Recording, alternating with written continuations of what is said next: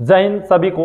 तो आज हम लोग देखेंगे कि बिहार बोर्ड मैट्रिक परीक्षा 2023 का आज आपका उड़ान बैच 1 आया और इसमें हम लोग जितना बोर्ड एग्जाम में प्रश्न पूछे जाएंगे उसका सभी का हम लोग VVI जो मॉडल है उस सभी का हम लोग कंप्लीट करेंगे। और आज का हमारा जो क्लास है बाबू ऑब्जेक्टिव क्वेश्चंस का है और ये सब्जेक्ट आपका मैथ है। तो जितने सारे कमजोर से कमजोर छात्र होते हैं उनके लिए आज से जो उड़ान बैच शुरू हुआ इसमें आपको प्रतिदिन एक मॉडल पूरा कंप्लीट कराया जाएगा। तो अगर आप क्लास में बहुत अधूरा पढ़ पाए हैं या कहीं पे कोई चैप्टर छूट गया है तो आपको इसी उड़ान बैच में पूरा कंप्लीट हम लोग करवाएंगे। तो देखते रहिए, पढ़ाएंगे तब आपको हम बताएंगे। जैसे पहला प्रश्न क्या है कि दो धनात्मक पूर्णांक C और D है। बढ़िया से समझना, दो धनात्मक पूर्णांक C और D है। हम लिख देते धनात्मक पूर्णांक क्या है बाबू, एक C है और दूसरा का नाम क्या है D है। चलिए, हो तो भागफल Q है। भागफल क्या है, Q है। शेषफल जो है बाबू वह R है। जहां निम्नलिखित में से कौन सा संबंध सत्य होगा, तो हम लोग को एक फार्मूला पता था, भाज्य बराबर भाजक गुणे भागफल और प्लस शेषफल होता है नहीं। तो दो पूर्णांक है, एक पूर्णांक को हम क्या मानते हैं, भाज्य मानते हैं पहला वाला को, और दूसरा वाला को क्या मानते हैं, भाजक मानते हैं, और गुणे भागफल मतलब Q और प्लस शेषफल R। अब देखो ये कौन सा ऑप्शन में मिल रहा है, कौन सा ऑप्शन में मिल रहा है बाबू, ऑप्शन बी में मिल रहा है, C बराबर DQ प्लस R। तो यही आपका सही हो गया, क्योंकि यहाँ पे बता दिया था कि दो धनात्मक पूर्णांक आपको देता था। एक माइंड में सोचो कि अगर 10 दे दिया और 8 दे दिया तो मस्सन निकालने के लिए कहता था ना कि भाग एल्गोरिथम से मस्सन निकालिए। तो हम ये मानते थे 10 के और छोटा वाला को भी मानते थे, और Q तो यहाँ दे दिया ऑलरेडी कि भागफल यहाँ पे Q है, शेषफल R है। तो कौन सा संबंध जो है इसे सत्य होगा, तो ये वाला संबंध जो है क्या हो जाएगा, सत्य हो जाएगा। अगर ये क्वेश्चन समझ में आया तो बोलिए, आया समझ में। अब हम लोग नेक्स्ट प्रश्न की ओर चलेंगे। नेक्स्ट प्रश्न क्या कह रहा है ये देखेंगे। चलिए पहले प्रश्न को देखते हैं। यदि m एक धनात्मक पूर्णांक है, m क्या है, धनात्मक पूर्णांक है, तो धनात्मक विषम पूर्णांक क्या होगा। तो बोलेंगे कि ऑप्शंस के हिसाब से सर ये देखिए सम है, ये भी सम है, और हमसे बोला कि m धनात्मक पूर्णांक है तो विषम कौन होगा। तो ऑप्शन आपको छाटना इसमें है, ठीक है, ये नहीं रट लेना, यही होता है। 4m + 1 जैसे क्या है, देखिए सब है धनात्मक पूर्णांक है, ये तीनों जैसे धनात्मक पूर्णांक है, लेकिन ये क्या है, सम धनात्मक पूर्णांक है। और ये क्या है, सम धनात्मक पूर्णांक है, लेकिन ये क्या है, विषम धनात्मक पूर्णांक है। तो ऑप्शन कौन सही हो जाएगा, सी वाला हो जाएगा। बात है समझ में सबको। नेक्स्ट प्रश्न देखेंगे। प्रश्न नंबर आ गया है 3। कहता है कि यूक्लिड विभाजन एल्गोरिथम का अनुप्रयोग होता है किसके लिए। तो पता है किसके लिए, दो धनात्मक पूर्णांक का मस्सा निकालने के लिए। जो आप यूक्लिड विभाजन एल्गोरिथम का अनुप्रयोग जो होता है वो किसके लिए होता है बाबू, मस्सा के लिए। लेकिन कितना मस्सा, दो धनात्मक पूर्णांकों का मस्सा के लिए होता है। लेकिन एक चीज ध्यान में रखना, कभी कभी 3 धनात्मक भी दे देता है, 3 धनात्मक, तो कौन वाला पहले ऑप्शन में वो देखना है तो के, ठीक है। तो इसमें पहला वाला 2 था तो 2 मार देंगे। नेक्स्ट प्रश्न की बात करें, कह रहा है कौन इसमें अभाज्य संख्या है। तो हमको पता है कि अभाज्य संख्या किसे कहते हैं, वैसी संख्या जो एक और अपने आप से कटता है उसको क्या कहते हैं, हम अभाज्य संख्या कहते हैं। तो बताइए इसमें अभाज्य संख्या कौन है, नहीं कौन सा अभाज्य संख्या है, अभाज्य संख्या है। तो देखिए 41 कौन होगा, क्योंकि 41 जो है वह एक और अपने आप से कट रहा है, बाकी किसी भी संख्या से नहीं कटती है। बाकी 501 देखो, 213 देखो, 91 देखो, ये सब किसी ना किसी से कट जा रहा है। तो पूछा कि कौन अभाज्य है, तो कौन अभाज्य बाबू, 41। बात आ रहा है समझ में सबको। अब हम देखिए, तो यहाँ कह रहा है कि 5005 के कितने अभाज्य गुणनखंड है। तो हम सबसे पहले 5005 ले लिए, 5005 को लगाएंगे 5 से तो कितना आएगा, 1001 आएगा। 1001 कितना से लग रहा है, 7 से कितना आ रहा है, 143, 143 कितना से लग रहा है? 11 से। कितना आ रहा है? 13 आ रहा है। तो देखिए कितना गुणनखंड हुआ? 1 2 3 4। तो क्या बोल देंगे आंसर में कि 4 गुणनखंड हुआ। कौन सही हो जाएगा? बी वाला सही हो जाएगा। चलिए अगला प्रश्न की बात करेंगे हम। कह रहा है दो संख्या ए और कितना 18 का लसा कितना है? 36 है। तो मस्सा कितना होगा? 2 होगा। कौन से कर रहा है बार? बोलो तो उसको। कौन मशीन चालू है? तो बोलो ना उधर काट के ले आकर के।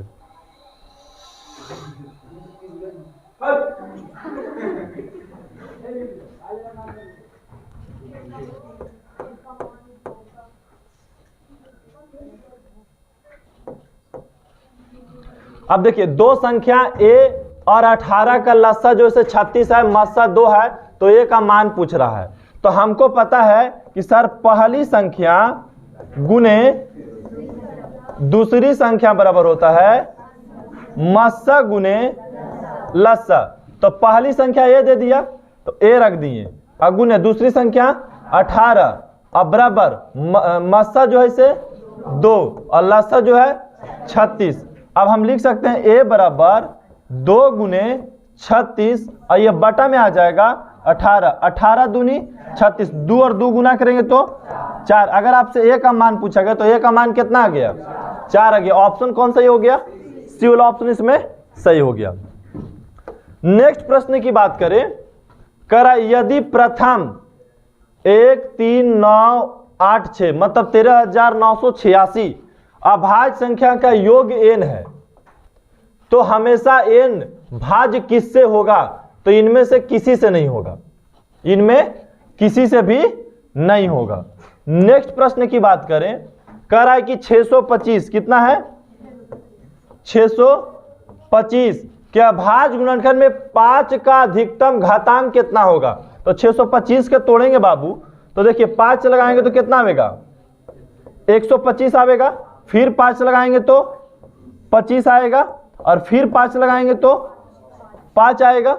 अगर हम बात करें कि 625 बराबर 5 गुने 5 गुने 5 गुने 5, ये नहीं होता है। अब 5 पे पावर कितना हो जाएगा? 4। तो हमसे पूछा कि 5 का अधिकतम घात कितना हो जाएगा, तो हम बोलेंगे कितना हो जाएगा? 4 हो जाएगा। कितना? 4 हो गया। चलिए नेक्स्ट प्रश्न की बात करते हैं। कह रहा है कि 45 और 60 का मस्सा कितना होगा? कितना का? 45 और 60 का मस्सा जो है वह कितना होगा? तो 45 के तोड़ेंगे तो कितना से? 3 गुने 5 हो जाएगा। अगर 60 के तोड़ेंगे तो 2 गुने 3 गुने 5, यही नहीं होगा, क्योंकि देखिए 15 चौको 60 होता है नहीं। अब हमको क्या पूछा? मस्सा पूछा है। क्या पूछा है इसमें? तो बाबू मस्सा के लिए जो दोनों मिल रहा है, दोनों में क्या मिल रहा है? 3 मिल रहा है, और क्या मिल रहा है? 5 मिल रहा है। तो 5 दिया। अगर मस्सा की बात करें तो कितना सही हो जाएगा? 15 सही हो जाएगा। डी वाला सही हो जाएगा। नेक्स्ट प्रश्न की बात करें। नेक्स्ट प्रश्न में चलिए पढ़ते हैं प्रश्न को। कह रहा है कि P और Q अभाज्य संख्या है। P और Q कौन संख्या है? तो आपको पता होना चाहिए P और Q अभाज्य संख्या है, तो अभाज्य संख्या का मस्सा 1 होता है। मस्सा कितना होता है? कोई भी अभाज्य संख्या अगर आपसे मस्सा पूछे तो मस्सा कितना होगा बाबू? 1 होगा। अभाज्य संख्या का मस्सा पूछे, चाहे 10 गो अभाज्य संख्या दे दे, 2 गो दे दे, चाहे 1 लाख दे दे, अगर मस्सा पूछ दिया जितना भी अभाज्य संख्या का, तो मस्सा कितना होने वाला है? 1 ही होने वाला है। तो ऑप्शन जो इसका सही हो जाएगा वो डी हो जाएगा। चलिए अगला प्रश्न की बात करते हैं। √5 क्या है? ये अपरिमेय संख्या है। कौन संख्या? अपरिमेय संख्या। चलिए नेक्स्ट प्रश्न की बात करते हैं। कौन इसमें परिमेय संख्या है? तो देखो बाबू परिमेय क्या होता है, इसको काटेंगे हम तो कितना? 4/5 आ जाएगा। तो 4/5 क्या? ये परिमेय संख्या, बाकी सब क्या है? अपरिमेय संख्या है। चलिए नेक्स्ट प्रश्न कहता है रैखिक समीकरण युग्म इसमें कितने हल होंगे, इसका कितना हल होगा, चलिए लिखना होगा।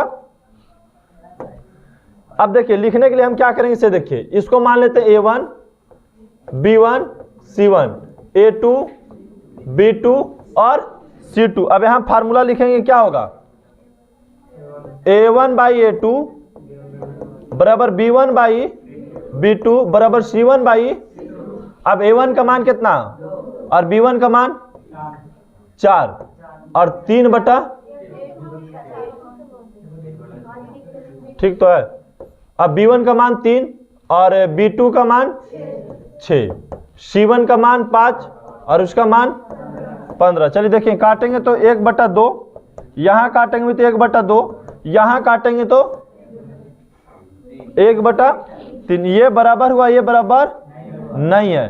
तो बताइए अगर इसके रूप के हो जाए A1 बाई A2 बराबर B1 by B2 does not equal to C1 by C2, तो बताइए समीकरण के कितना हल होगा, आपको बताना है। बताइए, कोई हल नहीं होगा इसका। हलों की संख्या पूछा तो क्या बोलिएगा, कोई हल नहीं होगा, कोई हल नहीं होगा।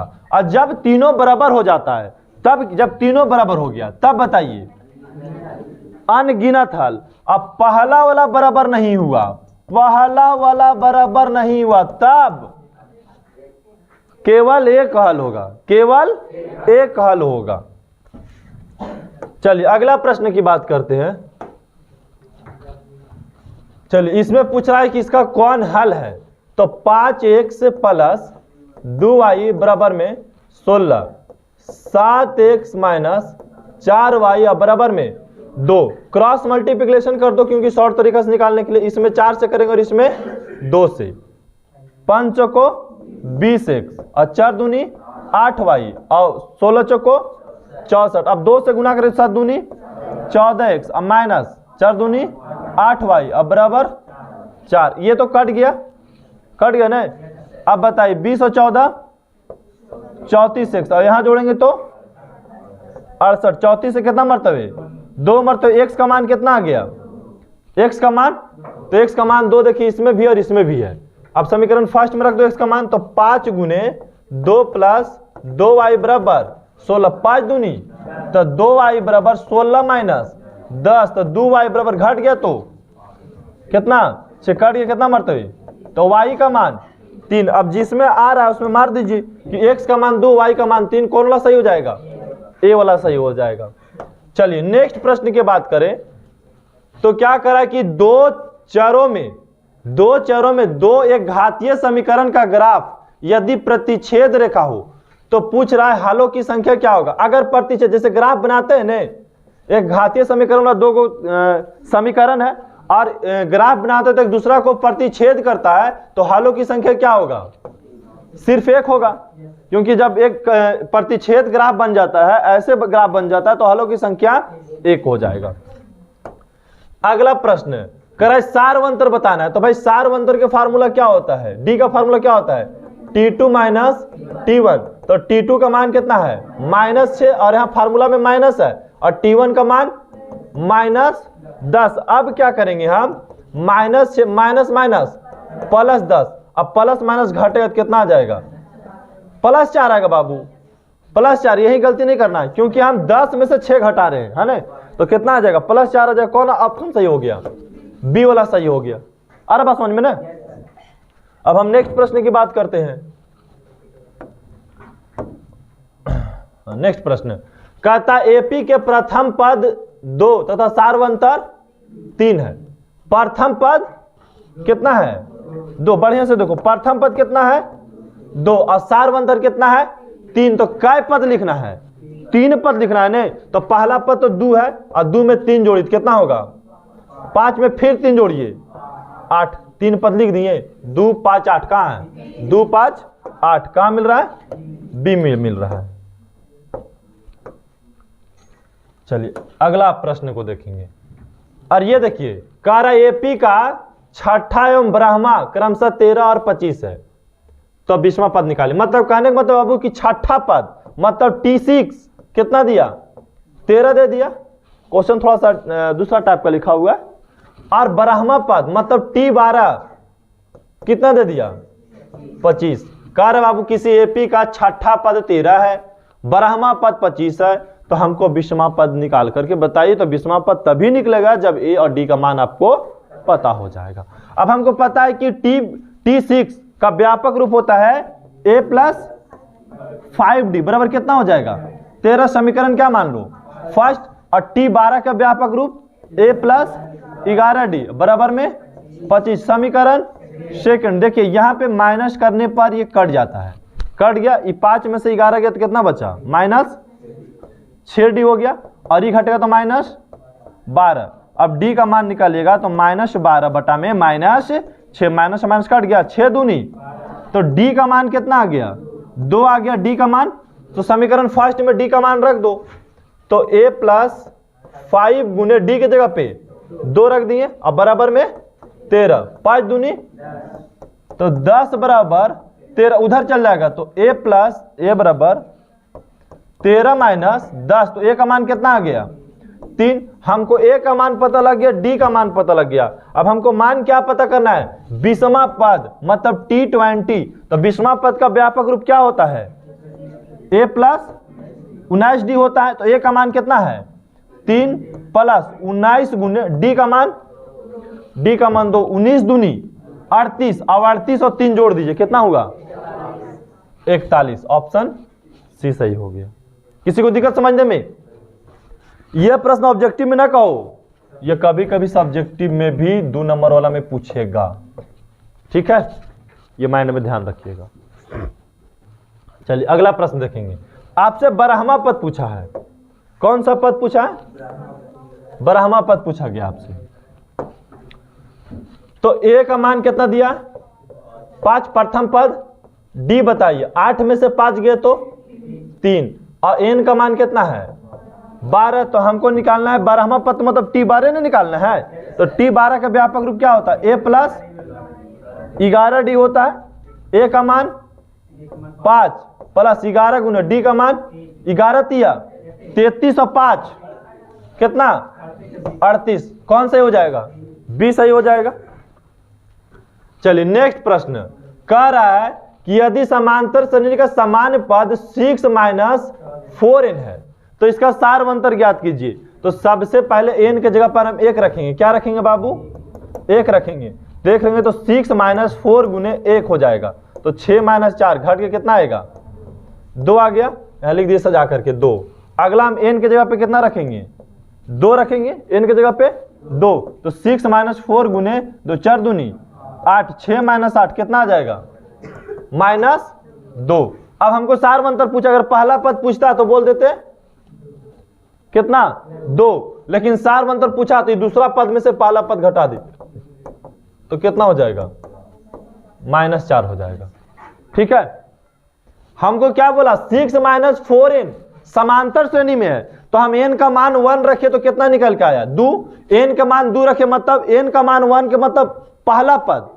अगर n 1 है तो इसका कहने का मतलब क्या होता है पहला पद। n बराबर 2 है तो इसका कहने का मतलब क्या होता है दूसरा पद। n बराबर 3 है तो इसका मतलब कहने का मतलब कितना हुआ तीसरा पद। तो हम n बराबर इसमें 1 रखे तो मान कितना आया 2, इसका मतलब पहला पद इस एपी का कितना है 2 है। n बराबर हम 2 रखे तो एपी का मान कितना आया -2 आया। तो हमको अगर डी पूछा गया तो हम दूसरा पद में से अगर पहला पद को घटा देते तो क्या पता लगता है डी पता लगता है, और इसका आंसर ये सामने आपका है, ठीक है। नेक्स्ट प्रश्न की बात करते हैं हम लोग बाबू। इसमें भी देखिए सेम है, कहता है n पदों का योग दिया है, n पदों का योग, तो एपी का सारवंतर ज्ञात कीजिए। तो हम n के जगह पे कितना रखेंगे पहले 1 रखेंगे ना बाबू। तो देखिए 3 1 का स्क्वायर प्लस 2 गुने 1, 1 का स्क्वायर करेंगे तो 1, और 1 में 3 से गुना करेंगे तो 3, और 2 में 1 से गुना करेंगे तो 2, कितना होगा जोड़ना के 5 हो गया। अब हम n के जगह पे कितना रखेंगे 2 रखेंगे, तो 3 गुने 2 का स्क्वायर प्लस 2 गुने 2, 2 दूनी 4 और 4 तिया 12, यहां गुना करेंगे तो 4, 12 और 4 16। ये देखिए पहला पद है कितना है दूसरा पद, तो सारवंतर पूछा ने तो दूसरा में से पहला घटा दी, 16 में से 5 घटाई कितना आएगा 11। ऑप्शन कहां मिल रहा है नहीं मिल रहा है।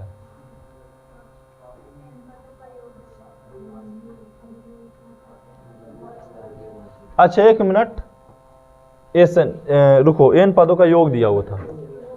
थोड़ा रुक जाओ, थोड़ा सा इसको बन जाएगा, थोड़ा सा लॉन्ग लगेगा, ज़्यादा टाइम नहीं लगेगा।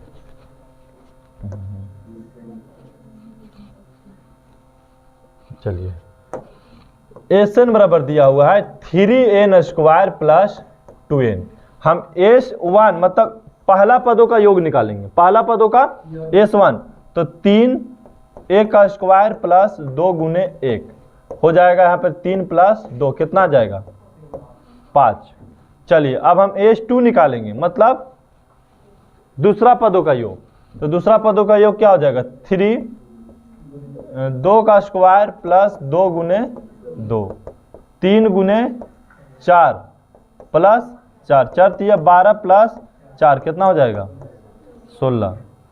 दूसरा पदों का योग आ गया, ठीक है। मतलब बोल सकते हैं कि पहला पदों का योग 5, दूसरा पदों का योग 16, दूसरा पदों का योग कितना आ गया? 16 आ गया। तीसरा पदों का योग निकालेंगे तो S3, तो हो जाएगा 3 तिया 9 और 9 तिया 27 और प्लस 3 दूनी 6, 27 और 6 कितना आया? 33 आ गया। कितना आ रहा है? 33 आ रहा है। तो ये पदों का योग है, पहला पदों का योग, फिर दूसरा पदों का योग और फिर तीसरा पदों का योग। तो हमको पता है कि सर पहला पदों का योग जो है S1 बराबर कितना दिया हुआ है? 5 और S2 बराबर दिया हुआ है 16। तो अगर हम Sn का फार्मूला लगाते हैं, पदों का योग का फार्मूला क्या होता है? Sn का फार्मूला होता है n/2, 2a plus n-1 into d।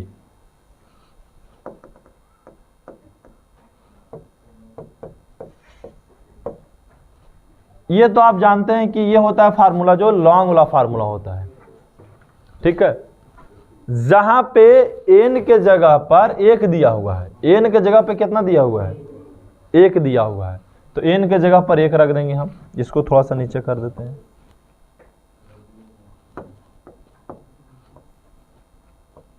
चलिए n के जगह पे 1 रखेंगे तो 1/2, 2a प्लस 1 में से 1 गया तो 0 हो गया, 0 में d से गुना किए तो कितना आ गया?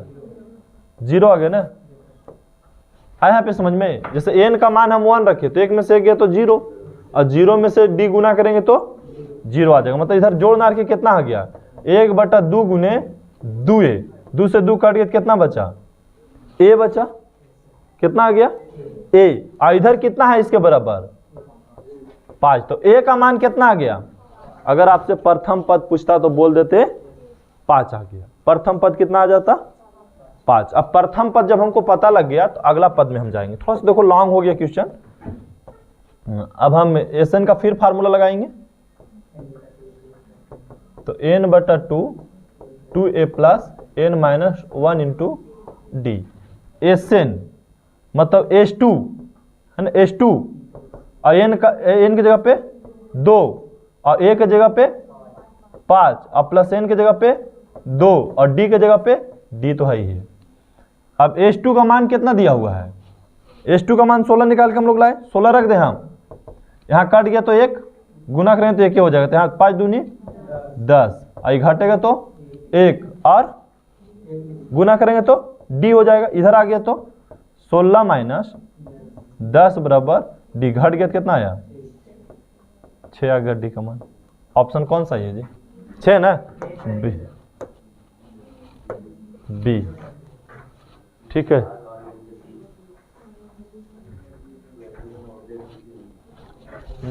लेकिन फिर भी कंफ्यूजन इसमें है थोड़ा सा। ये क्वेश्चंस का ना होगा तो लास्ट में देख लेंगे, फिर इसको पेंडिंग में ही चल गए क्वेश्चन। अगला प्रश्न देखा जाए। अगला प्रश्न क्या कर रहा है कि घात 2 के बहुपद को क्या कहते हैं हम लोग? द्विघात बहुपद कहते हैं। चलिए अगला प्रश्न है कि निम्न में कौन रैखिक बहुपद है? तो रैखिक बहुपद किसको कहते हैं? जिसकी घात 1 होती है। तो ऑप्शन ये वाला रैखिक बहुपद है। चलिए आगे देखेंगे, इसमें गुना करना है आपको। तो अगर हम गुना करेंगे बाबू तो क्या हो जाएगा, गुना करेंगे इसके साथ तो देखिए वाई स्क्वायर है और 1/y और प्लस कितना है 3 बराबर, इसमें हम गुना करेंगे तो क्या आ जाएगा y आ जाएगा, वाई स्क्वायर में 1/y से गुना करें तो क्या आएगा, कटेगा ना वो जी, तो y बचेगा। अब फिर इसमें हम इसमें गुना करेंगे तो कितना हो जाएगा 3y स्क्वायर हो जाएगा। कहाँ पे ऑप्शन मिल रहा है, कहाँ पे, डी में, डी में मिल रहा है, डी में मिल रहा है। चलिए अगला ऑप्शन की बात करेंगे। कह रहा एक्स स्क्वायर माइनस 2 के शून्यक बराबर 0 मान ले, और शून्यक पूछा तो एक्स स्क्वायर अब बराबर क्यों सट गया तो क्या हो गया +2 हो गया। और अगर ये रूट को ले जाइएगा तो प्लस माइनस अंडर रूट 2 +2 -2 कहाँ है, बी में सही हो गया, बी वाला सही हो गया। ठीक है, चलिए अगला प्रश्न है। f1 मतलब x के जगह पे कितना रखना है, देखिए आपको fx का मान दिया, fx दिया हुआ है, fx कितना दिया हुआ है बाबू, एक मिनट, क्या दिया हुआ है, x³ minus 5x² plus 2x plus 2। आपसे किसका मान पूछा, f1 मतलब x की जगह पे कितना रख रहा है, तो 1 का क्यूब माइनस 5 गुने 1 का स्क्वायर प्लस 2 गुने 1 और प्लस में कितना 2। तो अगर 1 का क्यूब करेंगे तो कितना होगा 1 होगा, और 1 का स्क्वायर करेंगे तो 1 और 5 में गुना करेंगे तो 5 और 2 गुने 1 2 प्लस 2 2 2 4 और 1 ही 5 माइनस 5 कितना आ जाएगा 0 आ जाएगा। कौन सा ऑप्शन सही हो जाएगा, ऑप्शन ए सही हो जाएगा। चलिए नेक्स्ट प्रश्न की बात करेंगे। अब रैखिक बहुपद है, रैखिक बहुपद ax प्लस b का ग्राफ x अक्ष पर खींचना है, तो हम बोलेंगे कि बराबर 0 रख देते हैं हम। अब देखिए ax अब बराबर कुछ हट गया तो माइनस b, x का मान निकालेंगे तो -b/a, और कौन सा अक्ष पर खींचना है, x अक्ष पर खींचना है, तो क्या हो जाएगा x बराबर -b दिया तो y क्या हो जाएगा 0 हो जाएगा। x अक्ष पर खींचना है तो y 0 होगा, अगर x अक्ष पर खींचना है तो y क्या होगा 0 हो जाएगा, अगर y अक्ष पर खींचना है तो x क्या होता है 0 होता है। तो यहाँ x का मान तो हमको दे दिया था, तो ऑप्शन कहाँ मिल रहा है, ए मिल रहा है। चलिए नेक्स्ट प्रश्न कहता है कि a का मान लीजिए 1 दिया है, b का मान -3 और c का मान 5, तो 1/α प्लस 1/बीटा, तो अल्फा और बीटा का एलसीएम नियत कितना हुआ, अल्फा इंटू बीटा हो गया, अल्फा से अल्फा कट गया तो क्या बचा बीटा, बीटा से बीटा कट गया तो अल्फा, ई हो गया शून्यकों का योग मतलब -b/a फार्मूला, और शून्यकों का गुणनफल c/a, नीचे a से a काट दिए ना तो क्या बचा -b/c, तो माइनस और b का मान कितना है -3 है, कितना है -3, और c का मान कितना है 5 है, तो माइनस माइनस कट गया तो आंसर 3/5 आ जाएगा। ठीक है 3/5 ये वाला सही हो जाएगा। बात है समझ में सबके। अगर किसी को नहीं सब बनाने आता तो इसका फार्मूला याद रखो, हमेशा एक प्रश्न पूछी जाता है 1/α प्लस 1/बीटा का फार्मूला होता है -b/c, जिसको नहीं समझ में आता -b/c। चलो नेक्स्ट प्रश्न की बात करेंगे हम। कहता है द्विघात बहुपद के मूलों का योग मतलब अल्फा प्लस बीटा दिया हुआ है 2 और गुणनफल 15 मतलब अल्फा इंटू बीटा बराबर में कितना 15। तो हमसे पूछ रहा है कि बताइए द्विघात बहुपद क्या होगा, तो द्विघात बहुपद का व्यापक रूप हमको पता है x² minus alpha plus beta x अब प्लस अल्फा इंटू बीटा। अब x² minus alpha plus beta का मान कितना है 2x हो जाएगा तो x, और अल्फा इंटू बीटा का मान 15। देखिए कहाँ ऑप्शन में मिल रहा है, ऑप्शन कहाँ मिल रहा है इसे देखो,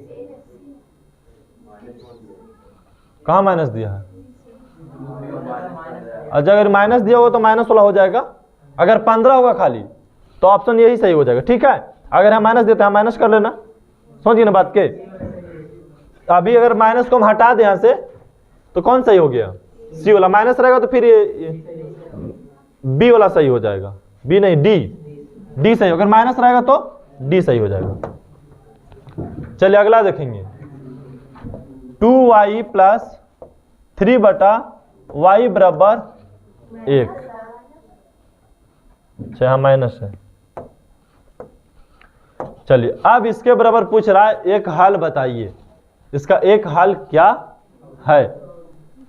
तो देखो बाबू, इसमें हमको y से गुना करना होगा दोनों तरफ क्या करें हम, y से गुना कर दें शॉर्ट करने के लिए। ठीक है, यहाँ गुना करेंगे तो हो जाएगा 2y², यहाँ गुना करेंगे तो आ जाएगा 3, सिर्फ 3, और यहाँ गुना करेंगे तो y इधर चला है तो 2y² माइनस y और माइनस 3 बराबर क्या बचा 0। अब इसको गुणनखंड तोड़ना है, तो यहाँ जब आगे कोई रहता तो यहाँ गुना 3 दूनी, मतलब गुना करके -6 लाना है, जोड़ना करके -1 लाना है। तो हम 2y² रहने देते हैं, कितना -3y और प्लस 2y, मतलब -3y और 2y की कैलकुलेशन करेंगे तो -y, और गुना करें तो 3 दूनी -6, लेकिन ऊपर से उतरेगा -3 बराबर में 0। 2 भाग बांटना है, कॉमन लेना है। तो ये दोनों में क्या मिल रहा है, y मिल रहा है। तो क्या बच गया यहाँ पे y माइनस 2y माइनस कितना 3 ना बचा, कॉमन लेंगे तो यहाँ पे 1 कॉमन लेंगे हम, तो क्या बचेगा 2y माइनस 3 बराबर में 0। अब देखिए 2y माइनस 3 बराबर 0 एक अंदर से, और y प्लस 1 बराबर 0 एक बाहर से। तो 2y बराबर इधर चल गया तो +3, y का मान हो जाएगा 3/2। अगर ऑप्शन में मिल रहा है ठीक है, ना तो फिर एक दूसरा वाला हो जाएगा y बराबर -1। ठीक है, तो ऑप्शन कहाँ मिल रहा है, ए वाला मिल रहा है। ठीक है, नेक्स्ट प्रश्न की बात करते हैं हम लोग। नेक्स्ट प्रश्न क्या करा, यदि द्विघात समीकरण ax² + bx + c बराबर 0 है के मूल बराबर है, इसका मतलब d का मान 0 होगा। d बराबर क्या हो जाएगा 0, d का फार्मूला होता है b² - 4ac बराबर 0। तो c का मान क्या होगा, तो a का मान a है, a का मान यही है, b का मान b है, c का मान c है, तो सेम रख देंगे हम। इसको उधर लेके चल गए तो b² बराबर 4ac हो जाएगा ना। अब c को यही रहने देना है, तो b² बटा में 4a बराबर c। हमसे किसका मान पूछा गया था, c का मान, तो c का मान निकाल दिए, b² बटा 4a, b² बटा d वाला सही हो जाएगा। ठीक है, चलिए नेक्स्ट प्रश्न की बात करते हैं हम लोग।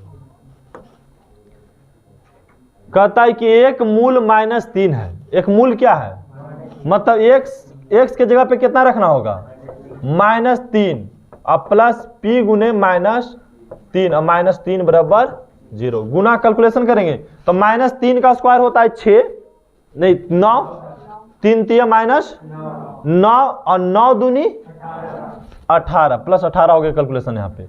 और यहाँ गुना करेंगे तो -3p, और उधर चल गया तो चले -3 बराबर में 0। 18 में से 3 गया तो 15 और -3p बराबर में 0। अगर इसको उधर भेज दिए तो 15 बराबर प्लस 3p हो गया। 3 से कट के कितना मरतबे 5 मरतबे, तो p का मान कितना आ गया 5 आ गया। कंप्लीट, p का मान 5 कहाँ है, ऑप्शन सी में सही, तो सी वाला मार दीजिए।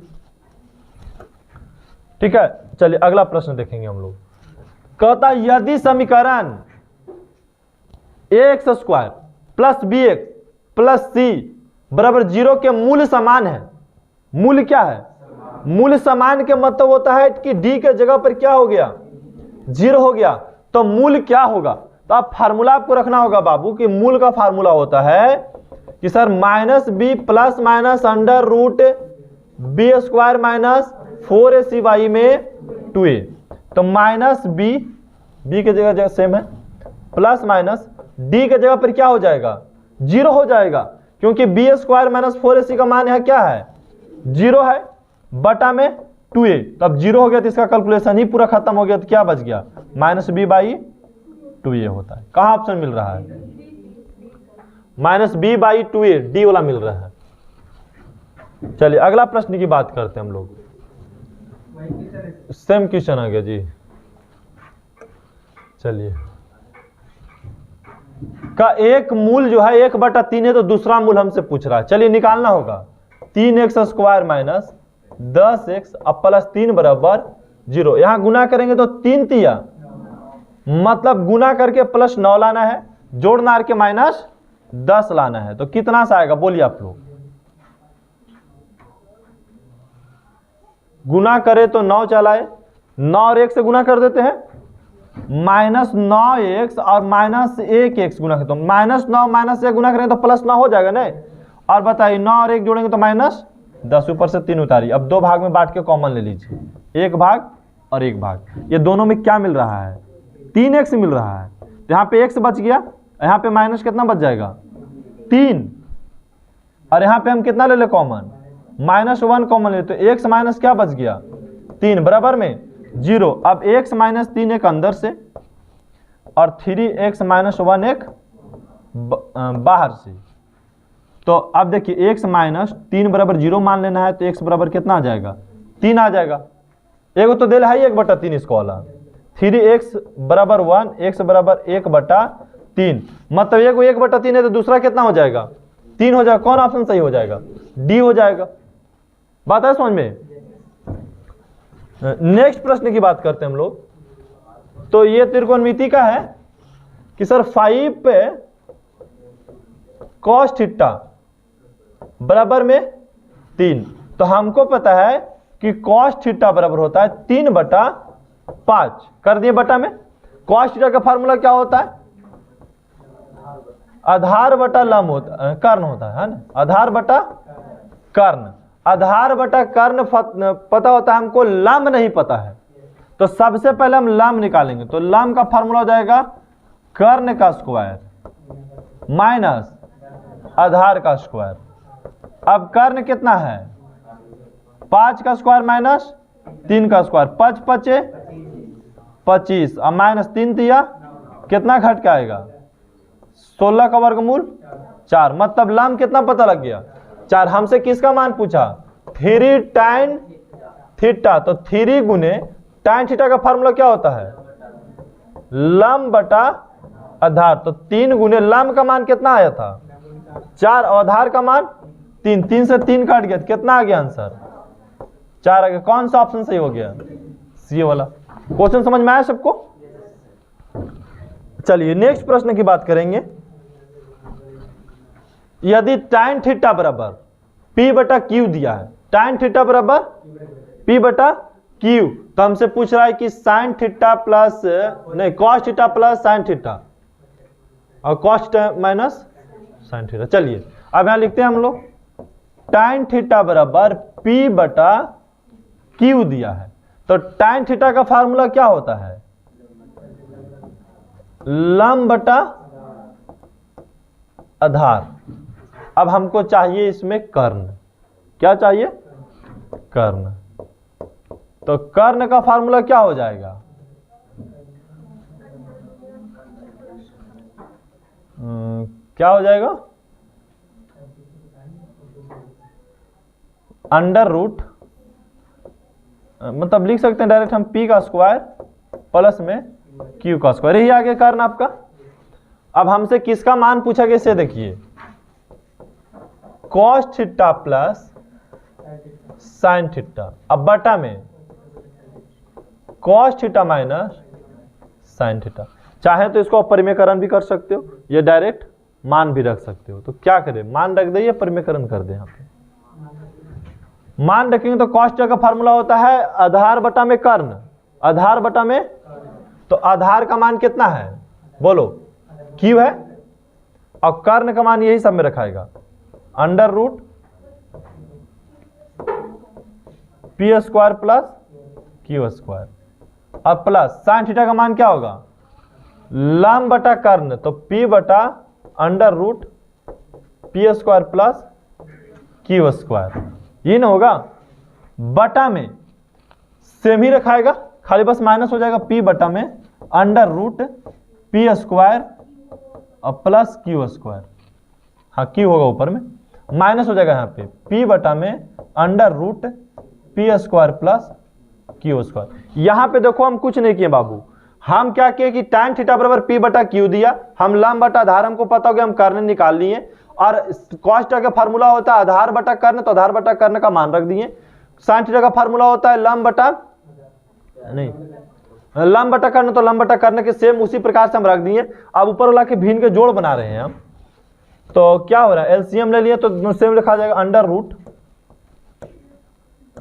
P square plus Q square. और यहां देखिए सेम है तो गुना करेंगे तो क्यू प्लस क्या हो जाएगा, पी, क्यू प्लस पी होगा ना जी। और नीचे भिन्न के घटाव बनाएंगे तो भी सेम रखाएगा ऐसे ही, P square plus Q square, मतलब क्यू माइनस पी। ये नीचे से नीचे काट गया तो क्या बचा, क्यू प्लस पी और क्यू माइनस पी। कहां पे ऑप्शन सही है, बी वाला सही हो गया।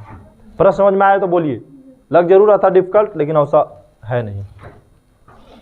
अब आगे क्या कह रहा है आपको कि 2 sin थीटा बराबर 1, तो हम बोलेंगे सर कि sin थीटा बराबर 1/2 हो गया, मतलब बोल सकते हैं कि लंब बटा में कर्ण हो गया।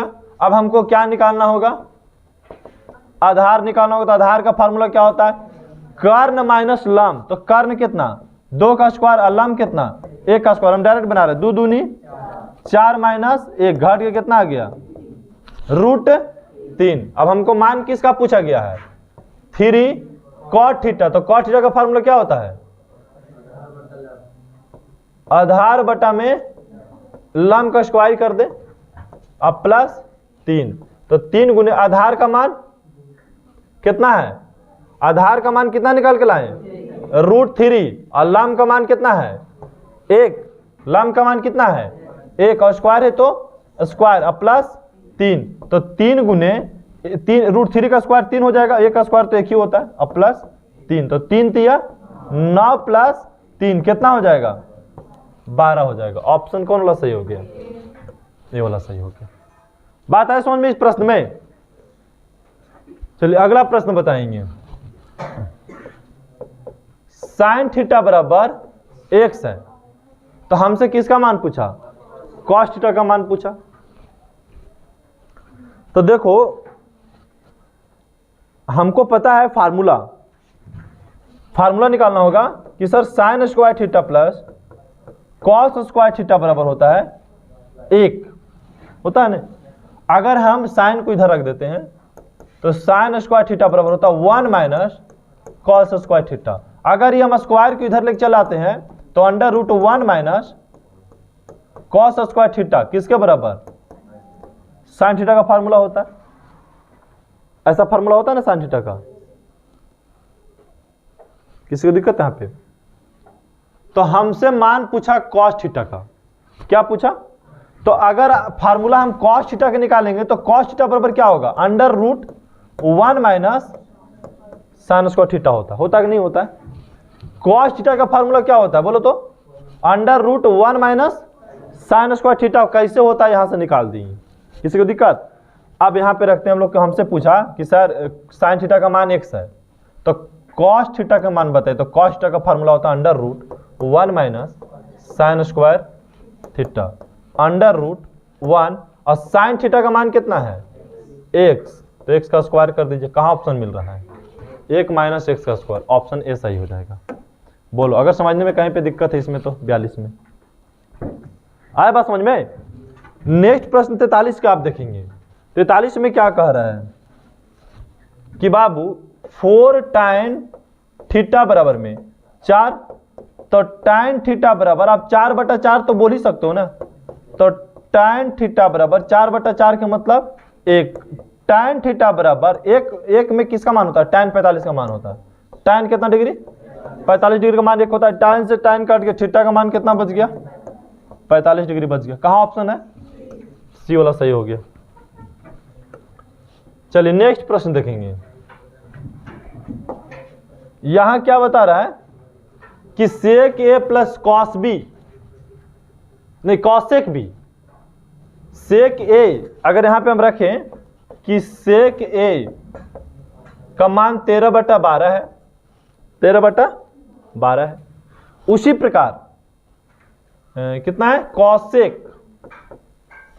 कॉसेक बी का मान 13/12 है। 13 कितना है, 12 है। अब हमको पता होना चाहिए कि सेक में 13/12 किसका मान होता है। 13/12 किसका मान होता है। तो अगर आप 12 से 13 में भागा देंगे तो कितना आएगा, कभी भागा देके चेक किए हैं कि 12 से 13 में भागा देंगे तो देखो कितना आता है। दीजिए जल्दी बताइए।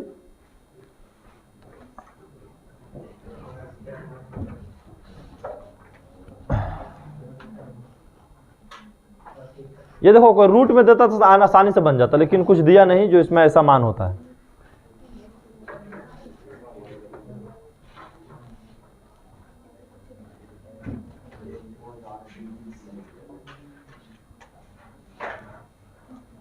अच्छा छोड़ो, मान से छोड़ दो, एक और तरीका है। सेक थीटा का फार्मूला क्या होता है, क्या होता है, कर्ण बटा आधार बराबर 13 बटा में, और कॉसेक थीटा का फार्मूला क्या होता है, कर्ण बटा में लंब। अब आपको तो कंफर्म पता होगा कि सर कर्ण जो है वो 13 है। अब इसमें मान लेते हैं समकोण त्रिभुज बना देते हैं एकदम आसान से। ये तो 90 डिग्री है बाबू, इसको चर्चा मत करो, ये 90 डिग्री है, ठीक है।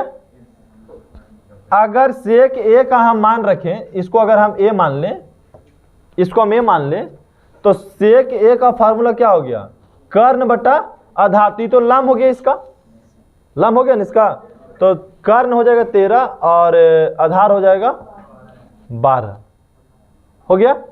अगर हम कौशिक भी मतलब कर्ण बटा लंब, तो कर्ण हो गया 12 और लंब ई है, लंब ई 12 ना है, लंब 12 है, तो लंब 12 तो इसका मतलब कौन यहां पे आ जाएगा, ये बी यहां पे बैठ जाएगा, बैठेगा नहीं। अब बताइए ए और बी के जोड़िए तो कितना आएगा, अरे 90 डिग्री, क्योंकि ये त्रिभुज होता है 180 डिग्री का, तो ये तो 90 होना ही होना है यहाँ पे। तो अब ए और बी के दोनों को जोड़ने के लिए बोल रहा है, कितना हो जाएगा, 90 डिग्री हो जाएगा। ऐसे निकाल लो, उतना ज्यादा झमेला नहीं रखना है। तो अगला देखिए, tan थीटा बराबर कितना है, 12 बटा में 5, 12 बटा में 5। तो sin थीटा का मान पूछ रहा है, बड़ा इजी सवाल है। tan थीटा का फॉर्मूला क्या होता है, लंब बटा आधार 12 बटा 5। अब कर्ण निकालोगे तो कर्ण का फार्मूला क्या होता है पता है, लंब का स्क्वायर और प्लस आधार का स्क्वायर। 12 का स्क्वायर करेंगे तो 144 और 5 का 25, दोनों का जोड़ देंगे तो कितना आएगा 169, काटेंगे तो मतलब कर्ण कितना 13। तो साइन थीटा का फार्मूला क्या होता है, लंब बटा में कर्ण। लंब का मान कितना है, लंब का मान बोलो 12 और कर्ण का मान, तो 12 बटा कितना आंसर हो जाएगा, कौन सही हो जाएगा, बी वाला सही हो जाएगा। कंप्लीट यहां तक 45 तक। अब हम 46 का देखते हैं। cos थीटा बराबर जस्ट फार्मूला लिखिए, cos थीटा का 1 माइनस साइन स्क्वायर थीटा कहां मिल रहा है, बी वाला मिल रहा है, यही सही हो जाएगा।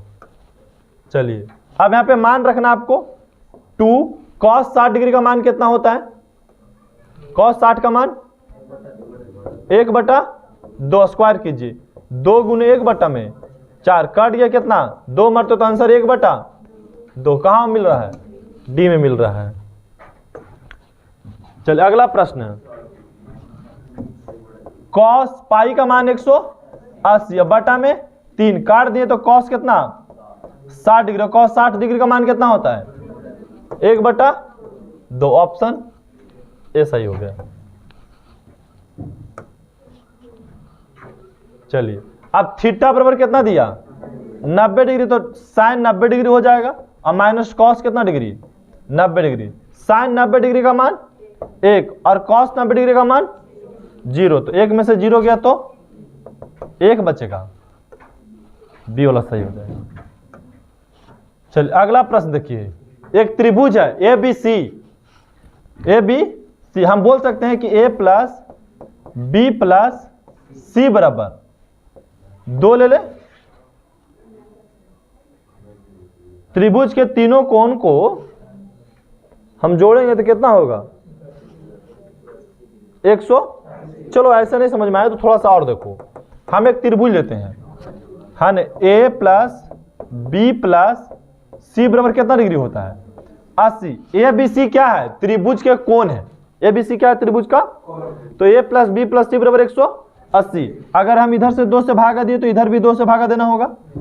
हम इसको 2 भाग में तोड़ सकते हैं, a बटा 2 और प्लस b प्लस सी बटा में 2 बराबर कितना? 90 डिग्री। अगर हम इसको ऐसा करें कि लिख दें कि सर b प्लस सी बटा में 2 बराबर 90 डिग्री माइनस a बटा 2 हो जाएगा। अगर उधर भेजेंगे तो हो गया। अब हमसे पूछा किसका मान? साइन b प्लस सी बटा में 2 का मान। तो साइन हमको b प्लस सी बटा 2 का मान कितना होता है? 90 डिग्री माइनस a बटा में 2, क्योंकि हमको पता है b प्लस सी बटा 2 का मान कितना? 90 डिग्री माइनस a बटा में 2। तो साइन 90 डिग्री माइनस थीटा का फार्मूला क्या होता है? Cos theta. थीटा की जगह पे कितना रखना है? a बटा में 2। यही हो गया, कॉस a बटा 2 आंसर हो गया। इसी में मिल गया आंसर। चलिए नेक्स्ट प्रश्न देखेंगे। सेक 90 डिग्री माइनस थीटा का फार्मूला बताइए क्या होता है? कॉसेक थीटा हो जाएगा। चलिए अगला प्रश्न, अगला है tan अल्फा प्लस बीटा बराबर √3। तो tan में √3 किसका मान होता है? tan 60 का। यहाँ लिख देते हैं tan 60 डिग्री। tan से tan कट गया, अल्फा प्लस बीटा बराबर 60 डिग्री हो गया। दूसरा नंबर पर क्या बोला यहाँ पे? tan अल्फा बराबर 1 बटा √3। तो tan अल्फा 1 बटा √3 किसका मान होता है? tan 30 degree. tan से tan कट गया तो अल्फा का मान कितना आ गया? 30 डिग्री। तो हमसे tan बीटा का मान पूछा ना जी, तो अल्फा का मान कितना? 30 डिग्री रख दें हम, और प्लस बीटा बराबर में कितना? 60 डिग्री। तो बीटा बराबर निकालेगा तो 60 डिग्री और माइनस 2 चल गया 30 डिग्री। बीटा का मान कितना हो गया? 30 डिग्री हो गया। तो अब हमसे किसका मान पूछा गया था? बोलिए तो किसका? tan beta. तो बीटा की जगह पे कितना रखेंगे हम? 30 डिग्री रखेंगे ना। बीटा की जगह पे बीटा का मान निकाल देना, 30 डिग्री हो गया। तो tan 30 का मान 1 बटा √3 हो जाएगा। 1 बटा √3 कितना हो गया? सी वाला हो गया सही।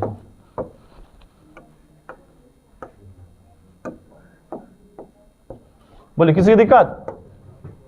नेक्स्ट प्रश्न देखेंगे। इसका परिमेयकरण करना होगा। सब्जेक्टिव में प्रश्न कई बार पूछा गया है।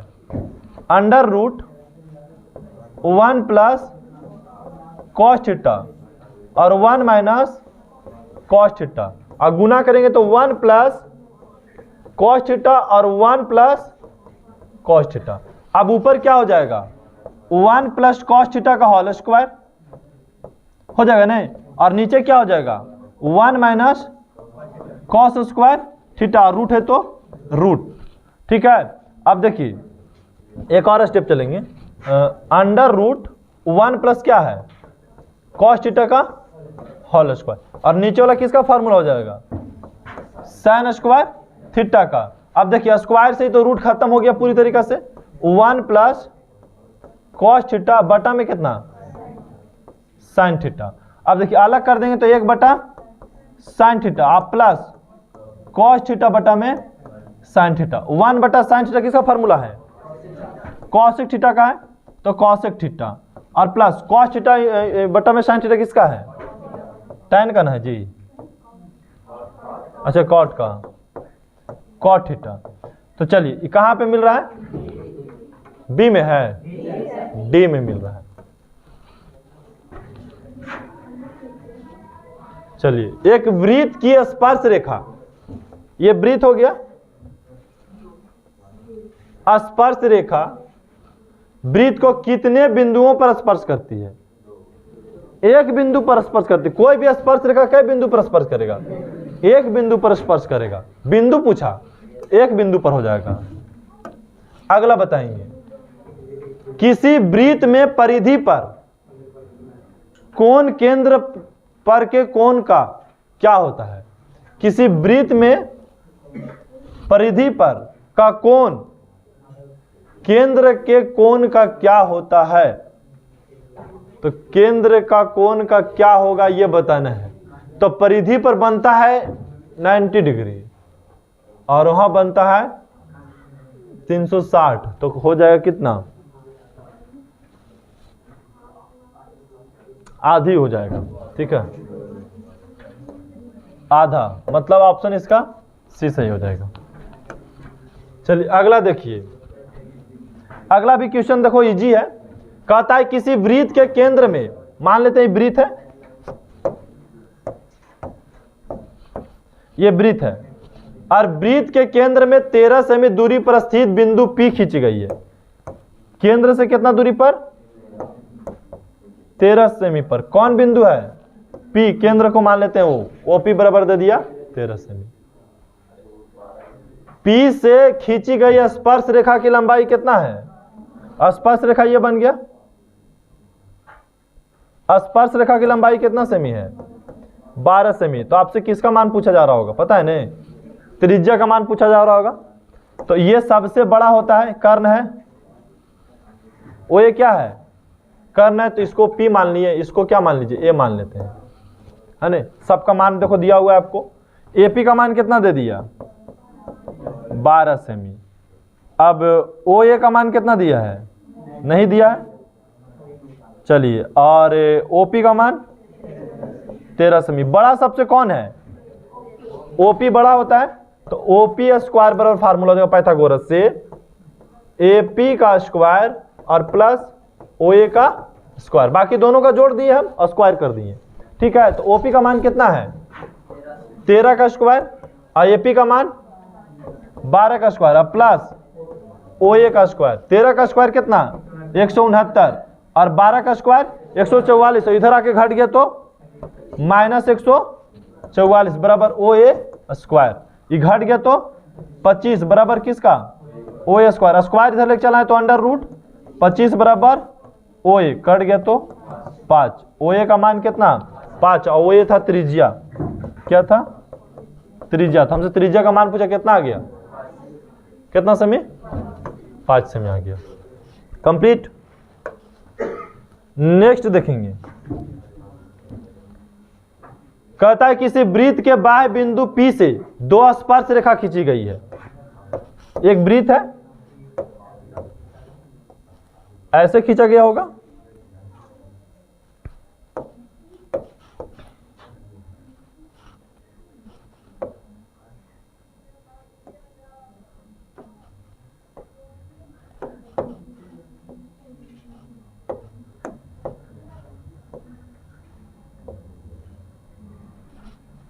चलिए अब यहां पढ़ते हम लोग।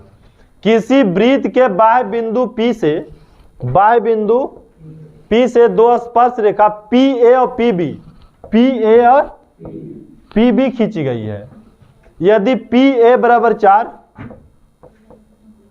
तो PB की लंबाई बताइए। PB की लंबाई भी तो 4 ही ना होगा बाबू, सेम हो जाएगा।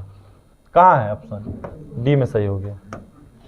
चलिए अगला प्रश्न बोल रहा है आपसे, यहीं पे इसको बना देते हम लोग ऊपर में, इसी चित्र में। हमसे कोण AOB का मान पूछ रहा है। तो यहां तो 90 डिग्री बनता है, 90 बनता है नहीं, और एक त्रिभुज में 30 है, तो हिस्सा कितना हो गया? 60। तो इधर नीचे तो भी 60 होगा, और हमसे इसी का ना मान पूछा, AOB, AOB का मान पूछा। तो O का मान कितना हो जाएगा? 60 और 60 जोड़ेंगे तो 120। कौन वाला सही हो जाएगा? सी वाला सही हो जाएगा। चलिए y अक्ष का समीकरण क्या होता है बोलिए तो, अभी जस्ट बताएं। y अक्ष का अगर समीकरण पूछ दे तो क्या हो जाएगा? x बराबर 0 हो जाएगा। ऑप्शन आपका बी सही हो जाएगा।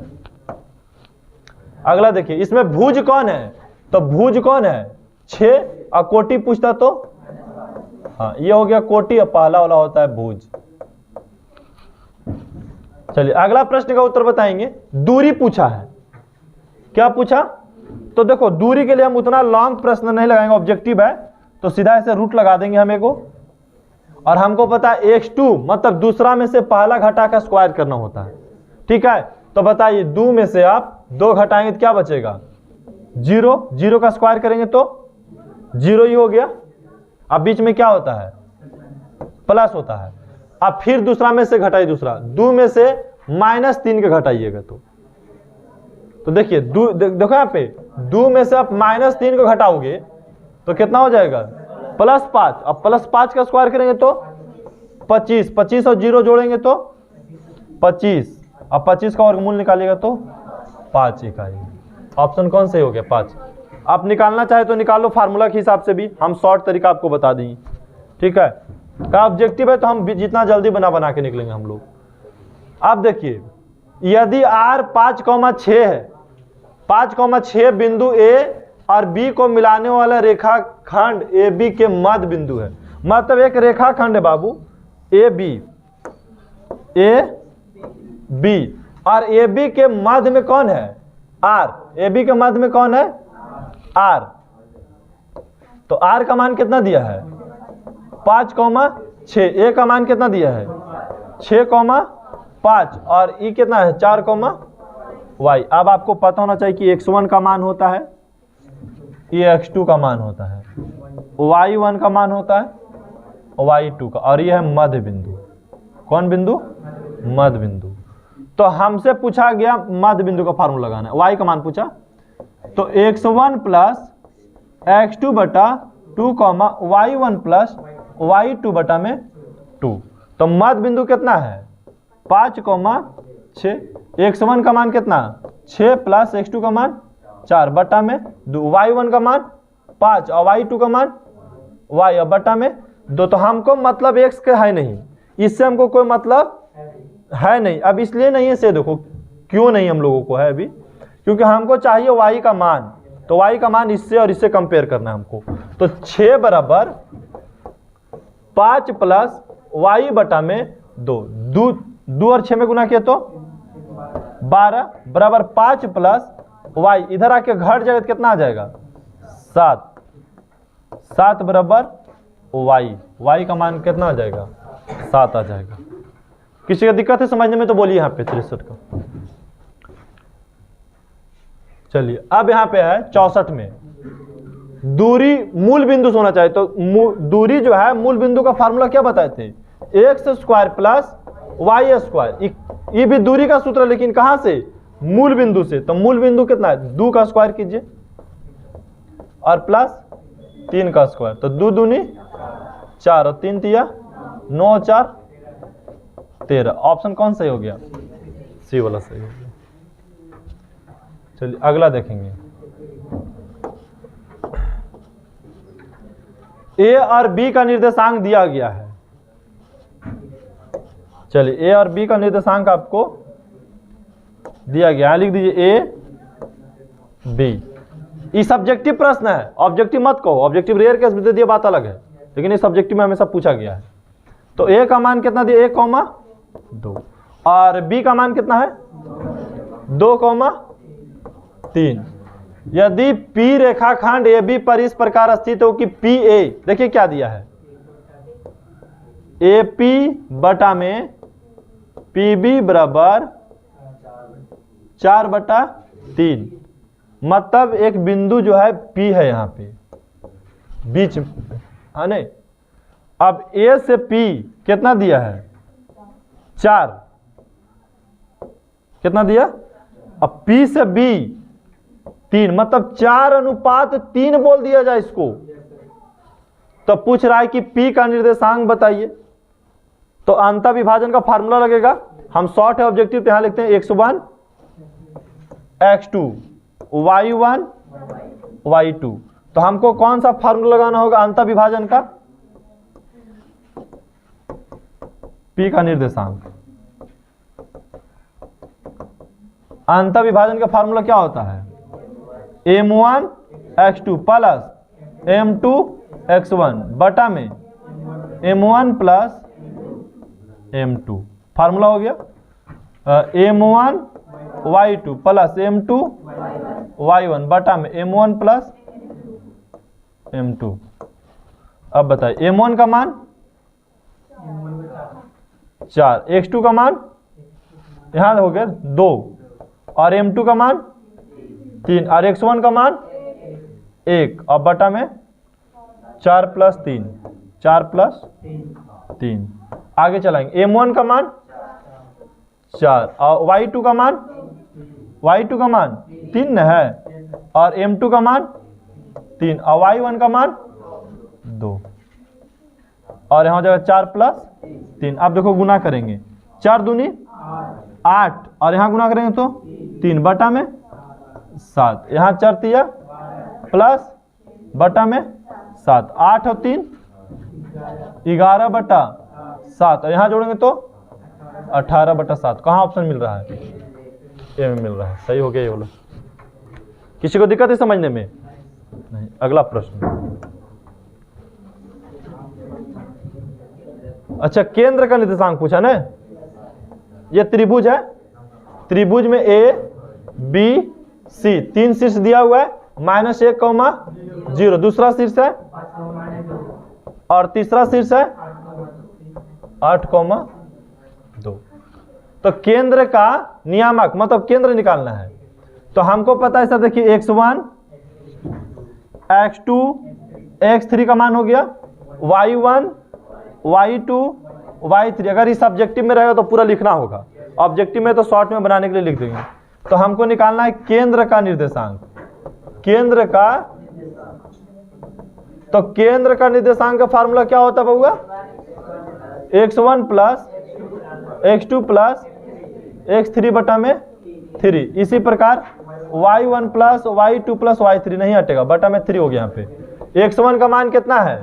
-6, x2 का मान 5 और x3 का मान 8 बटा में 3। अब y1 का मान 0, y2 का मान -2 और y3 का मान 2 अब बटा में 3। अब देखिए 8 5 13, 13 में से 1 गया तो 12 बटा 3।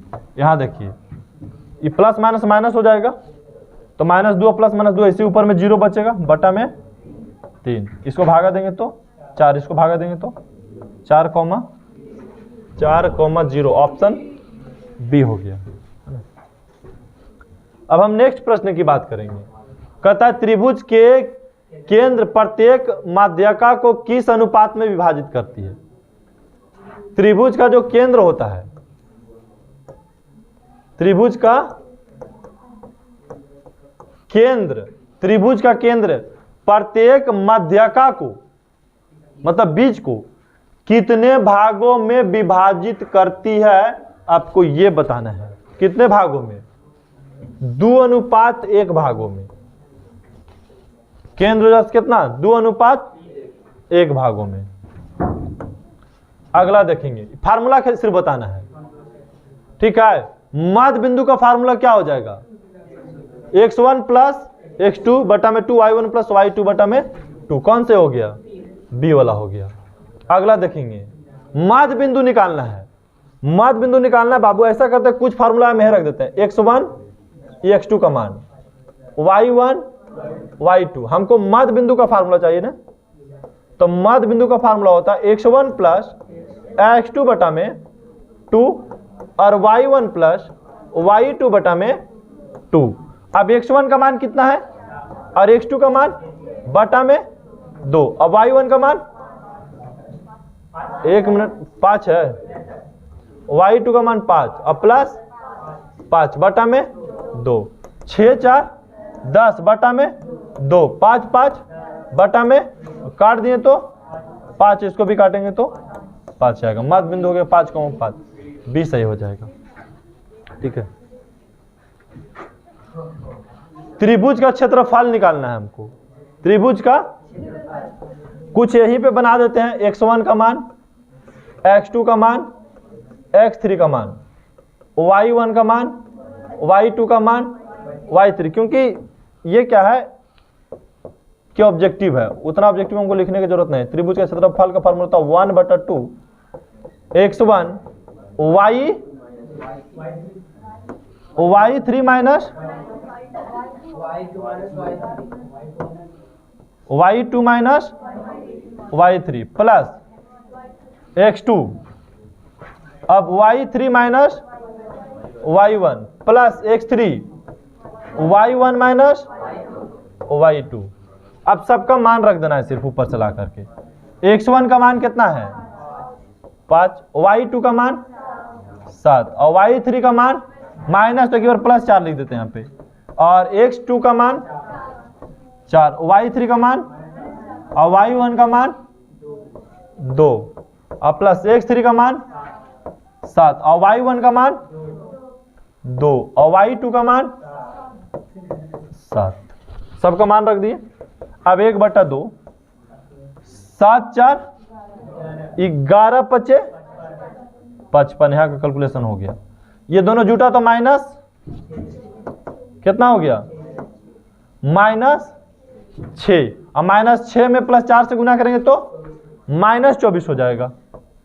यहां देखिए 2 में से 7 गया तो -5 और -5 में 7 से गुना करें तो -35। अब 1/2, अब देखिए 24 और 35 कितना होता है 59। अब 55 में से 59 चल गया तो कितना बचा, -4 कटेगा तो 2 इकाई हो जाएगा, 2 इकाई, ठीक है, 2 इकाई प्लस होगा, ठीक है। अब देखो प्लस क्यों हम बोल दिए से देखिए, क्योंकि क्षेत्रफल माइनस में, अगर माइनस में भी आंसर आ जाए तो ये माइनस में नहीं बोला, आंसर तो माइनस में आया था अभी, लेकिन क्षेत्रफल माइनस में नहीं होता, इसलिए हम 2 इकाई बोलेंगे। आगे चलेंगे। 7 सेमी त्रिज्या वाले वृत्त के, 7 सेमी त्रिज्या वाले वृत्त के अर्ध परिधि क्या होगा, अर्ध परिधि, तो त्रिज्या कितना दिया 7 सेमी, तो देखिए परिधि का फार्मूला क्या होता है, वृत्त का अगर परिधि निकालिएगा तो 2 पाई r और अर्ध के आधा हो जाएगा एक, तो कितना हो जाएगा पाई r फार्मूला होगा अर्ध का, अर्ध का हो जाएगा पाई r फार्मूला, पाई का मान होता है 22/7 और r कितना दिले है 7, तो 7 से 7 कट गया तो कितना हो जाएगा 22 नहीं है उत्तर के में 22 नहीं तो क्या लिखने,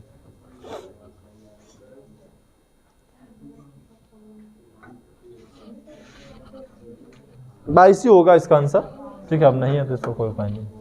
आगे देखेंगे 10 सेमी त्रिज्या वाले एक वृत्त की, देखिए 10 सेमी त्रिज्या वाला लेना है, 10 सेमी त्रिज्या वाले वृत्त की एक जीवा वृत्त के केंद्र पर समकोण बनाती है, एक जीवा जो है वृत्त का केंद्र पर क्या बनाती है, समकोण।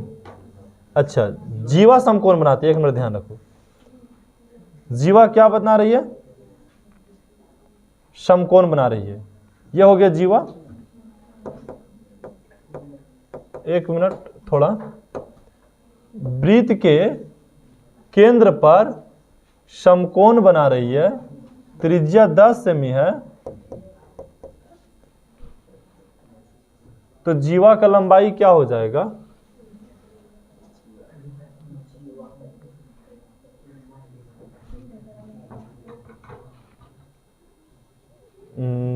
केंद्र पर कहा 10 सेमी त्रिज्या वाले वृत्त का एक जीवा वृत्त के केंद्र पर समकोण बना रही है, वृत्त के केंद्र पर क्या बना रही है, समकोण बना रही है, ठीक है।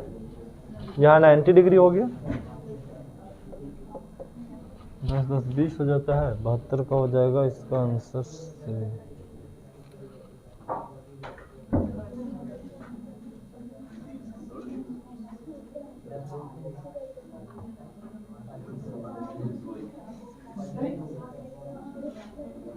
इसका आंसर जो है 10√2 आना चाहिए, लेकिन बुक में 10√2 नहीं आ रहा है, ठीक है,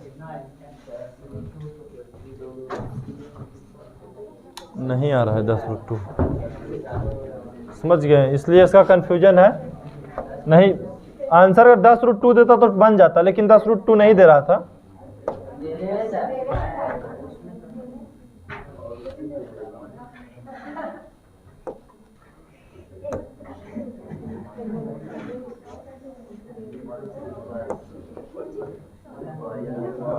चलिए अगला बोलिए, वृत्त का क्षेत्रफल का सूत्र पाई r स्क्वायर होगा।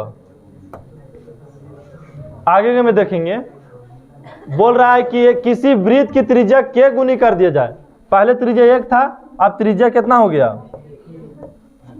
के गुनी कर दिया गया, तो क्षेत्रफल क्या हो जाएगा, तो क्षेत्रफल का अनुपात पूछे तो स्क्वायर की, एक का स्क्वायर 1 और के का स्क्वायर के। कभी भी क्षेत्रफल का अनुपात पूछे तो स्क्वायर सिर्फ कर दीजिए एक। हाँ, सी वाला सही हो जाएगा। चलिए अगला देखेंगे।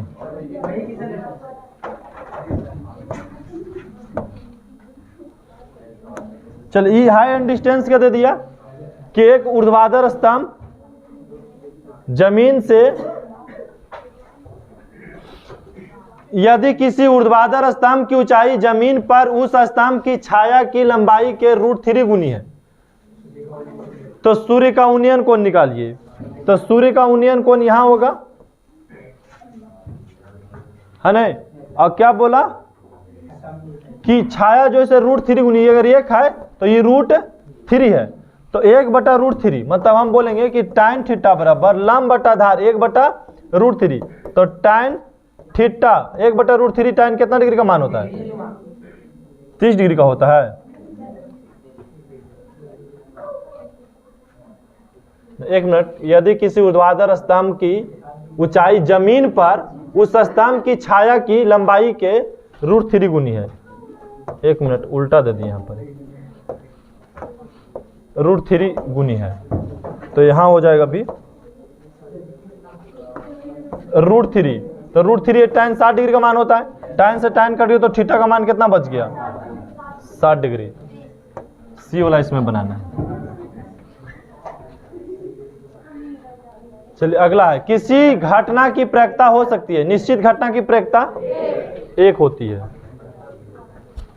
77 में देखेंगे, एक सिक्कों को उछाला गया तो चित आने की प्रयोक्ता 1/2। अगला में देखेंगे, दो पासों को एक साथ उछाला गया तो दोनों की ऊपरी सतह पर एक ही संख्या आना चाहिए। तो दो पासों को उछालेंगे तो कुल संभव परिणामों की संख्या हो गया 36। और बोला कि दोनों पासों पर एक साथ उछालने पर दोनों पासों की ऊपरी सतह पर एक ही संख्या आना चाहिए। तो एक ही संख्या कौन कौन आएगा? जैसे 1 आएगा, 2 आएगा, 3 4 5 6 6, मतलब क्या हो जाएगा? 6 कट जाएगा तो 1/6 आंसर आ जाएगा। बी वाला सही हो जाएगा। देखिए, एक थैला में 4 लाल, 5 काली और 3 पीली गेंद है, तो कुल गेंदा की संख्या पूछे तो कितना हो गया? 12 हो गया। उसमें से एक गेंदा निकाली जाती तो पीली गेंद, तो पीली गेंद कितना है? 3, तो 3/12 आंसर काटेगा तो 1/4 हो जाएगा। ये हो जाएगा। अगला में देखेंगे, दो पासे को एक साथ फेंका गया तो कुल संभव परिणामों की संख्या 36। दोनों पासा पर अंक 5 आने की, तो 5 कै गो पे आएगा? एक ही गो पर आएगा, तो 1 कितना हो गया? 36 हो गया। ऑप्शन कौन सही हो गया? बी हो गया। कहता है कि किसका कथन है कि दो समान कोनिका त्रिभुज में उसकी संगत भुजाओं का अनुपात सदा समान रहता है? ये थेल्स का है। चलिए, अब यहां पूछ रहा है कि एक समबाहु त्रिभुज ए बी सी है। समबाहु त्रिभुज है बाबू, ए बी सी की भुजा 12 सेमी, ये भी 12, ये भी 12, ये भी 12 सेमी। तो पूछ रहा है उसकी ऊंचाई क्या होगी? ऊंचाई देखिए ये होता है डी, ठीक है। अब आपको पता है कि देखिए 12 है और इसका आधा अगर करेंगे तो कितना? 6 हो जाएगा, 6 सेमी हो जाएगा। तो हमसे लंब पूछा जा रहा है। एडी का फार्मूला क्या हो जाएगा? कर्ण का स्क्वायर, मतलब 12 का स्क्वायर माइनस 6 का स्क्वायर। 12 का स्क्वायर करेंगे तो 100 और 6 का घटाएंगे तो कितना हो जाएगा? 108। तोड़ेंगे तो कितना आ जाएगा? 6√3, 6√3 आ जाएगा, ठीक है। एडी निकालना बहुत आसान हो गया इसमें। चलिए अगला प्रश्न की बात करेंगे। तो हमसे इसका मान पूछा जा रहा होगा, इसका मान है ना। तो हम क्या करेंगे? शॉर्ट लिख दें डायरेक्ट, एल ई बटा में एल एफ, इधर से चलेंगे, ई एम बटा में जी एम। इसका मान नहीं पता तो एक्स मान लो, एक्स। इसका मान कितना है? 7.2। इधर से मान 1.8, इसका मान 5.18 तिया 18 3 54 हो गया, 3 से ही कटेगा कितना मरतबे, 2.4 मरतबे। तो अगर तीसरा तिरछी गुना करें तो x का मान कितना हो जाएगा, 2.4 हो जाएगा, ऑप्शन बी। ठीक है, अगला प्रश्न देखेंगे, त्रिभुज ABC, ठीक है, त्रिभुज ABC में इस टाइप से ना, ABC में कोणीय बराबर 90 डिग्री, तो ये हो जाएगा B और ये हो जाएगा C। BC पर AD लंब है, चलिए AD लंब है। अब BD बराबर 8 सेमी, DC बराबर 2 सेमी, तो हमसे AD का लंबाई पूछा गया। तो AD का लंबाई क्या होता है, ये दोनों के गुणनफल के आधा होता है, BD गुने CD बटा में 2, 8 गुने 2, नहीं ऑप्शन नहीं होता, 1 मिनट,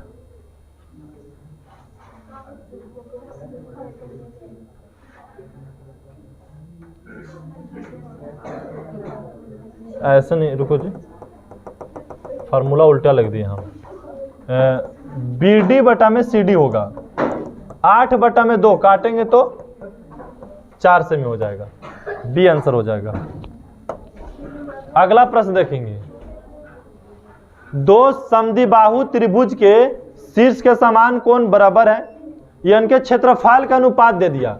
तो अगर भुजा का अनुपात पूछे तो कितना होगा, इसका 4 और इसका 5, मतलब 4 बटा 5, कौन हो जाएगा, डी। अगर क्षेत्रफल दे अब भुजा पूछे तो बस हम बताएं कि उसका रूट चढ़ा देना, ठीक है, और बटा कर दीजिए। आगे देखेंगे सेम प्रश्न, कह रहा है कि ABC एक समकोण त्रिभुज है, कोणीय बराबर 90 डिग्री, यहाँ B और C हो गया, BC 13, AB 12, तो AC का मान पूछा, तो लंब पूछ रहा ना आपसे, लंब निकालेगा 5 आ जाएगा।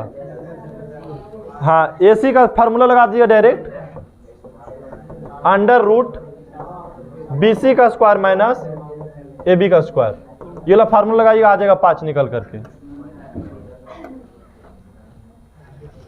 चलिए अगला देखेंगे, परिसर पूछा, तो बड़ा में से छोटा घटाइए, बड़ा कौन है इसमें, 30, और 30 से छोटा कौन है सबसे, 9, 30 में से 9 गया तो 21 हो जाएगा परिसर। परिसर का मतलब होता है उच्च में से सबसे निम्न को घटा देना है। प्रथम 5 विषम संख्या का माध्य, तो विषम संख्या 1 है, उसके बाद 3, 3 के बाद 5 के बाद 7 के बाद, अब बटा में 5 है तो 5, सबको जोड़ देंगे तो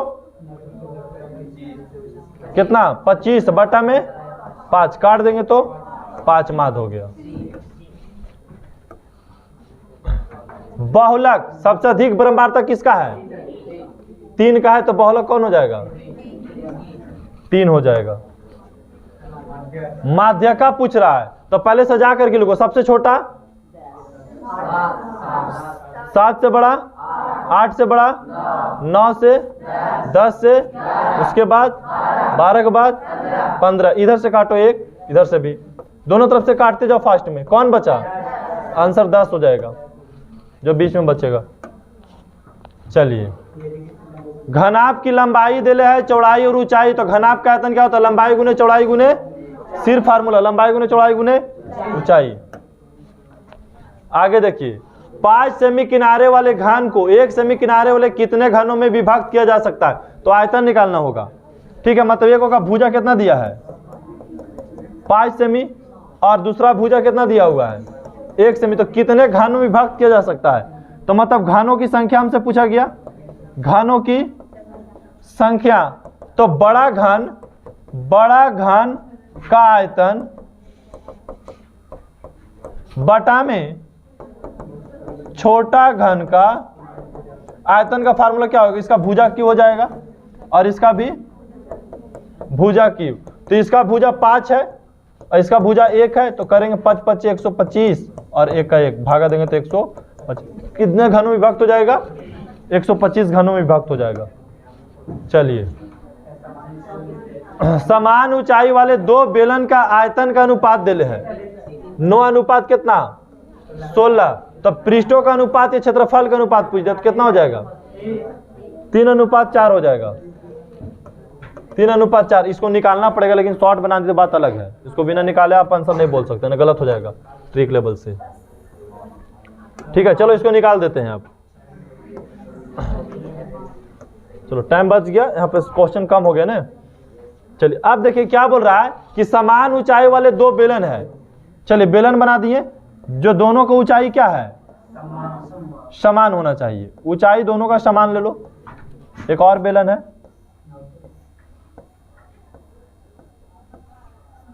ऊंचाई दोनों का मान ली कि इसको h है तो इसका भी ऊंचाई h है। अब दोनों बेलन का आयतन का अनुपात 9 अनुपात 16 है, आयतन का अनुपात। तो अगर इसका बेलन का आयतन लिखेंगे, बेलन का आयतन अनुपात बटा क्या हो जाएगा, फिर बेलन का आयतन मतलब पहला बेलन और दूसरा बेलन, बेलन का आयतन। यहाँ अनुपात कितना दे 9 बटा में 16। अब बेलन का आयतन का फार्मूला क्या होता है बोलिए तो, पाई आर स्क्वायर एच और बटा में पाई आर स्क्वायर एच। अब एच से एच कट जाएगा, पाई से पाई कट जाएगा, 9 बटा 16। इसको R1 मान लीजिए, इसको R2 मान लीजिए, इसको R1 इसको R2। तो इसको स्क्वायर किधर कर देंगे तो R1 का मान आ जाएगा 3 और R2 का मान आ जाएगा 4। अगर त्रिज्या का अनुपात भी पूछता तो बोलते 3 अनुपात 4, लेकिन हमको त्रिज्या नहीं पूछा। वक्र पृष्ठ का क्षेत्रफल, तो बेलन का वक्र पृष्ठ का क्षेत्रफल का फार्मूला क्या होता है, क्या होता है 2 पाई r बटा में 2 पाई r। 2 पाई से 2 पाई कट गया तो r का मान कितना है, इसका भी 3 और इसका r का मान 4, तो 3 अनुपात 4 बोलना है। ऑप्शन यही सही हो जाएगा। और बना के करेंगे तो हम लोग, ठीक है, खत्म पूरा। ठीक है, 95 ही प्रश्न लिया, 96 प्रश्न है इसमें, अब आगे प्रश्न ही नहीं है। ठीक है, अब आपका सेकंड जो क्लास होगा 12 बजे से।